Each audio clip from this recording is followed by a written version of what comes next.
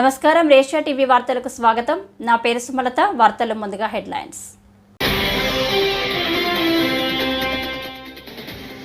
రాష్ట్రంలో ఘోరమైన పరిస్థితులు.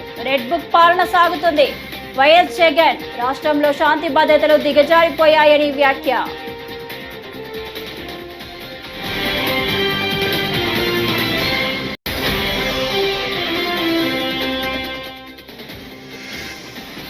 వైసీపీకి వాసిరెడ్డి పద్మ రాజీనామా. జగన్ పై మహిళా నేత ధ్వజం. జగన్ చేస్తున్న మోసాన్ని వ్యతిరేకించడానికే తాను పార్టీ వీడుతున్నట్లు ప్రకటన.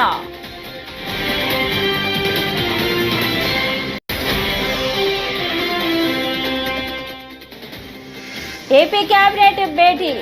ఉచిత గ్యాస్ సిలిండర్ల పథకంకు గ్రీన్ సిగ్నల్ ఇచ్చే ఛాన్స్. మహిళలకు ఏడాదికి 3 ఉచిత సిలిండర్ల పంపిణీ.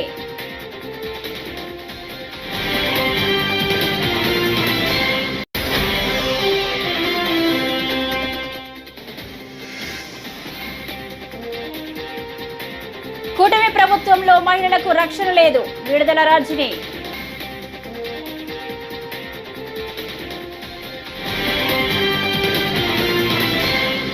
ఇక డీటెయిల్స్ చూస్తే ఏపీ కేబినెట్ భేటీ ఈ రోజు జరగనుంది. ఉదయం 11 గంటలకు వెలగపూడి సచివాలయంలో సీఎం చంద్రబాబు అధ్యక్షతన జరిగే మంత్రివర్గ సమావేశంలో పలు కీలక అంశాలపై చర్చ జరగనుంది. ప్రధానంగా సూపర్ 6 పథకాల్లో ప్రధానమైన ఉచిత గ్యాస్ సిలిండర్ల పంపిణీ పథకాన్ని దీపావళి నుంచి అమలు చేయనున్న నేపథ్యంలో దీనికి సంబంధించి విధి విధానాలను కేబినెట్ ఆమోదముద్ర వేయనుంది. అలాగే 13 కొత్త మున్సిపాలిటీల్లో 190 కొత్త పోస్టుల భర్తీ ప్రతిపాదన పైన కేబినెట్ చర్చించనుంది.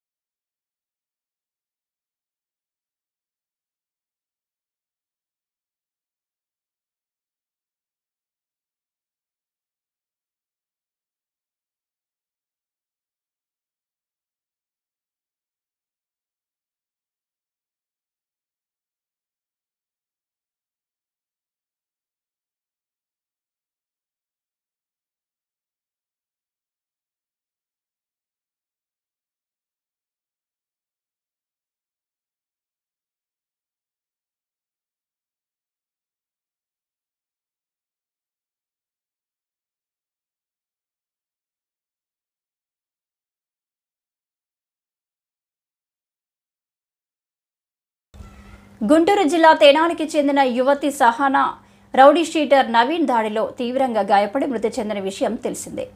గుంటూరు జీజీహెచ్లో ఉన్న ఆమె మృతదేహాన్ని మాజీ సీఎం వైసీపీ అధినేత వైఎస్ జగన్ పరిశీలించారు.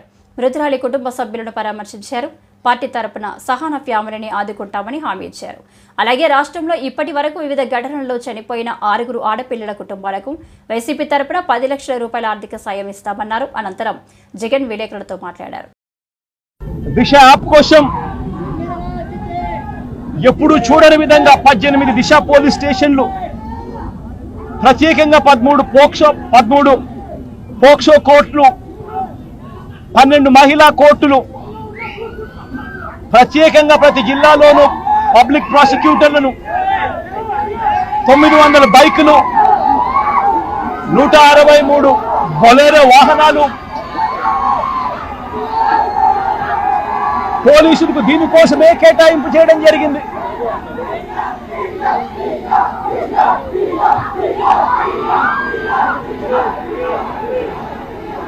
దీనికోసం 18 దిశ క్రైమ్ మేనేజ్మెంట్ వాహనాలను కూడా క్రైమ్స్ ఛేదించేందుకు ఏర్పాటు చేయడం కూడా జరిగింది.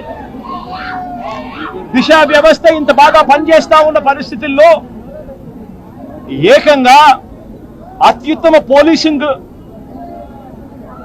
గమనిస్తూ అత్యుత్తమ పోలీసింగ్ కోసం జాతీయ స్థాయిలో దిశ యాప్కు 19 అవార్డులు వచ్చాయి. 19 జాతీయ అవార్డులు దిశ యాప్కు గతంలో అత్యుత్తమ పోలీసింగ్ తరఫున సెంట్రల్ గవర్నమెంట్ ఇవ్వడం జరిగింది. అంత గొప్పగా జరుగుతా ఉన్న ఈ వ్యవస్థను, అంత గొప్పగా ఉన్న దిశ యాప్ను తెలుగుదేశం పార్టీ ఏం చేస్తుంది? నారా లోకేష్.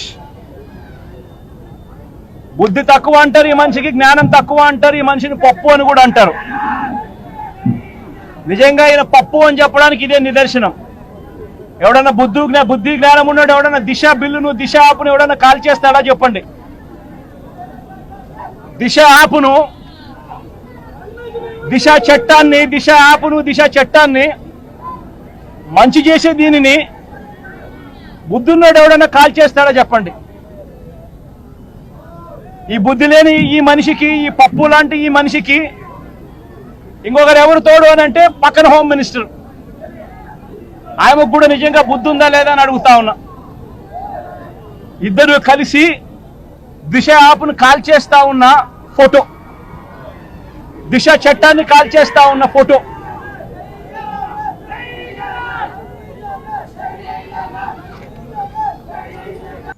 వైసీపీకి మరో భారీ షాక్ తగిలింది. మరో సీనియర్ మహిళా నేత, మహిళా కమిషన్ మాజీ చైర్పర్సన్ వాసిరెడ్డి పద్మ పార్టీకి గుడ్ బై చెప్పారు. గత కొంతకాలంగా పార్టీ కార్యక్రమాలకు దూరంగా ఉంటున్న ఆమె తాజాగా పార్టీని వీడుతున్నట్లు ప్రకటించారు. తన రాజీనామా లేఖను పార్టీ అధినేత వైఎస్ జగన్ కు పంపారు. ఈ సందర్భంగా వైసీపీకి రాజీనామా చేయడంపై ఆమె మీడియా సమావేశం నిర్వహించారు. పార్టీలో తనతో పాటు చాలా మందికి కొంతకాలంగా తీవ్ర అన్యాయం జరుగుతుందని ధ్వజమెత్తారు.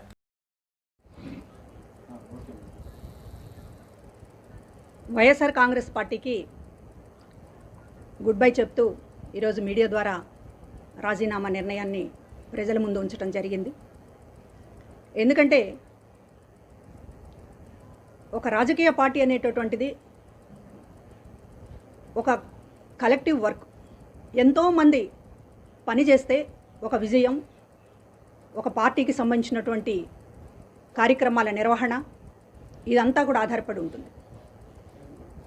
నేనే రాజు, నేనే మంత్రి, నా వల్లే పార్టీ నడుస్తుంది, నా వల్లే అంతా జరుగుతుంది, మిగతా వాళ్ళందరూ కూడా జస్ట్ ఒక పపెట్స్, చెస్లో ఒక పావుని ఇలా తీస్తాను, ఇలా పెడతాను, చెక్ ఇక్కడ పెడతాను, లేకపోతే మరొకసారి చెక్ తొలగిస్తాను, మళ్ళీ చెక్ పెడతాను అనేటటువంటి రాజకీయాలను చూసే, జగన్మోహన్ రెడ్డి గారి యాటిట్యూడ్ను చూసే ప్రజలు విసుగెత్తిపోయి ఈ రోజున ఈ పరిస్థితికి తీసుకొచ్చారు.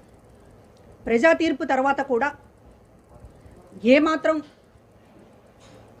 ఒక ఆత్మవిమర్శ కానీ, అసలు ఎందుకు ఇలా జరిగింది అనేటటువంటి ఒక రివ్యూ కానీ ఏ పరిస్థితుల్లోనూ ఇవాళ జగన్మోహన్ రెడ్డి గారు చేయడం లేదు. కేవలం మళ్ళీ మభ్యపెట్టడానికి, పార్టీ క్యాడర్ని మభ్యపెట్టడానికి, ప్రజలను మభ్యపెట్టడానికి పెద్ద ఎత్తున ప్రయత్నం చేస్తున్నారు.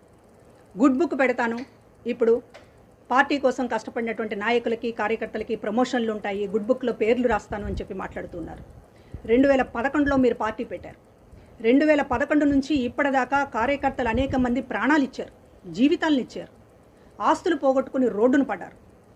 వీరికి సంబంధించినటువంటి ఒక సారీ కూడా మీ వైపు నుంచి లేకుండా, కనీసం ఆ రిగ్రెట్ అనేటటువంటిది కూడా లేకుండా, మళ్ళీ ఇవాళ రెడ్ బుక్, ప్రమోషన్లు, ఆ రెండు మాటలు వింటే చాలు మళ్ళీ పరిగెత్తుకుని రావాలి తన వెనక అనేటటువంటి ఏదో ఒక వల వేస్తున్నట్టుగా మాట్లాడుతున్నటువంటి పద్ధతే తప్ప అందులో ఒక సిన్సియారిటీ కానీ, అంకిత భావం కానీ, ఈ పార్టీని ఎలా నడిపించాలనేటటువంటి దాంట్లో ఒక పూర్తిగా. కూటమి ప్రభుత్వం అధికారంలోకి వచ్చినప్పటి నుంచి మహిళలకు రక్షణ లేకుండా పోయిందని మాజీ మంత్రి విడుదల రజని ఆరోపించారు. ప్రేమోన్మాది చేతిలో బ్రెయిన్ డెడ్కు గురైన మృతి చెందిన సహాన కుటుంబాన్ని మంగళవారం గుంటూరులో ఆమె పరామర్శించి విలేకరులతో మాట్లాడారు. మహిళలకు రక్షణ లేదనడానికి సహాన ఘటనే నిదర్శనమన్నారు. బాధితురాలి శరీరంపై గాయాలు ఉన్నాయని, నిందితులపై కఠిన చర్యలు తీసుకోవాలని ఆమె డిమాండ్ చేశారు. ఎక్కడో ఒక చోట ఏదో ఒక ఘటన, మహిళలకు రక్షణ అనేది కూటమి ప్రభుత్వంలో కరువైందనే చెప్పచ్చు. ఈరోజు రాష్ట్రంలో ఉన్నటువంటి ఏ మహిళకు కూడా ఈరోజు రక్షణ లేదనే మనం మాట్లాడుకోవచ్చు. అలాంటి పరిస్థితులు ఈ రాష్ట్రంలో కూటమి ప్రభుత్వం అధికారంలోకి వచ్చాక నెలకొన్న అనే దానికి ఈరోజు ఈ సుహానా ఘటనే ఇప్పుడు నిదర్శనం. ఒక అమాయకమైనటువంటి బాలికలు కావచ్చు, అదే ఈ అమ్మాయి కావచ్చు, మనం చూసినట్టయితే అసలు కనీసం ఈ ఫ్యామిలీ సుహానా ఘటన మనం చూసినట్టయితే ఏ విధంగా తన మీద దాడి చేశారు. ఇందాక పర్సనల్గా వెళ్ళి మేమంతా కూడా అమ్మాయి దగ్గరికి వెళ్ళి చూసినప్పుడు ఆ అమ్మాయి మీద జరిగినటువంటి దాడికి మనం చూసినట్టయితే తన ఒంటి మీద ఉన్నటువంటి దెబ్బలు కనీసము ఆ ఫ్యామిలీ మెంబర్స్ బయటికి వచ్చి వాళ్ళ నోరు విప్పాలన్నా కూడా ఆలోచించేటువంటి అభద్రతా భావనలో, అంతటి ఇన్సెక్యూరిటీలో ఈరోజు ఆ ఫ్యామిలీ ఉందంటే ఒక్కసారి అందరూ కూడా ఆలోచించాలి ఈ రాష్ట్రంలో ఏం జరుగుతుంది. ఎంత ఇన్సెక్యూరిటీ అంటే వాళ్ళకి ఆ ఇన్సెక్యూరిటీలో ఈ జరిగినటువంటి విషయాన్ని ఎవరితో కూడా షేర్ చేసుకోలేక, ఎటు వెళ్ళలేక, ఎవరితో చెప్పుకోలేక హాస్పిటల్ చుట్టూ కూడా వరుసగా తిరుగుతున్నటువంటి పరిస్థితి.